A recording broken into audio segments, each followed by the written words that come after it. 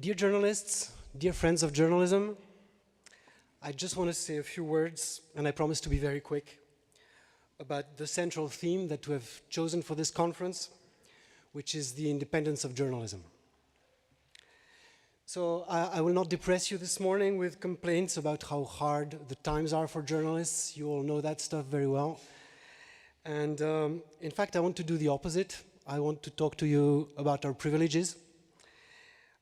Because journalists have two great privileges. And the first one is that we love our jobs.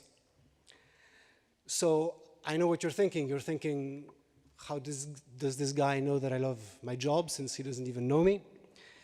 Well, what I do know is that if you're a science journalist, you could be making a lot more money by doing something else.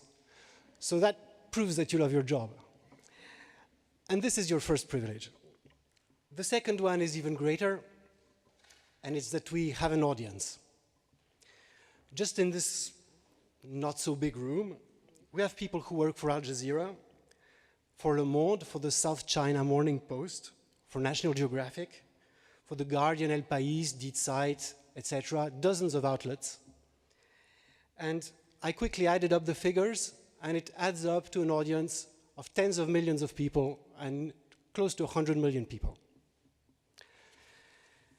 And these people actually listen to us.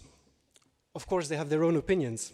They don't follow us blindly, and if they agree with what we write, they will say we're great and insightful. But when they don't agree, they will say that we're lazy and ignorant. But still, they pay attention. And this attention that millions of people across the world give us is our second privilege. And of course, with these privileges comes a duty, and this duty is to strive for independence in our reporting. And what I mean by that is make every effort to escape or minimize all the pressures that are put on us to tweak and twist reality. To strive to produce reporting that comes as close as possible to the truth, although I know this is a tricky word.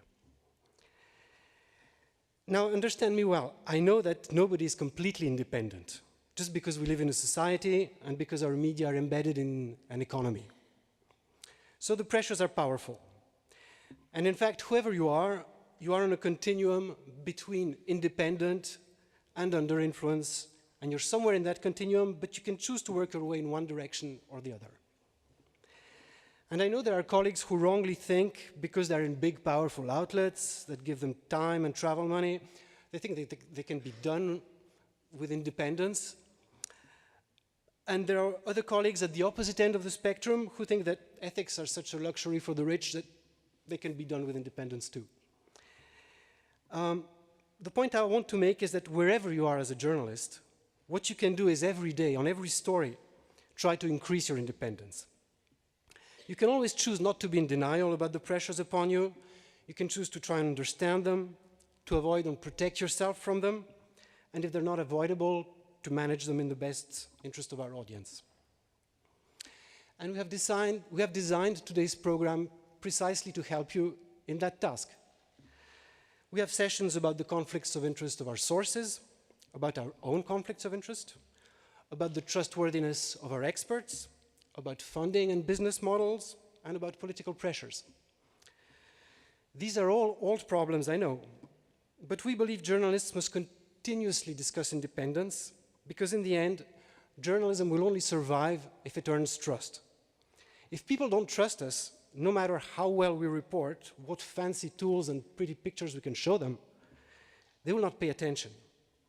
And to be trusted, we have to be obsessed with ethics and to become really smart at it. So this is our duty as journalists. This is a price to pay for our privileges. And we hope today's discussions can contribute to this duty. I wish you a very fruitful conference.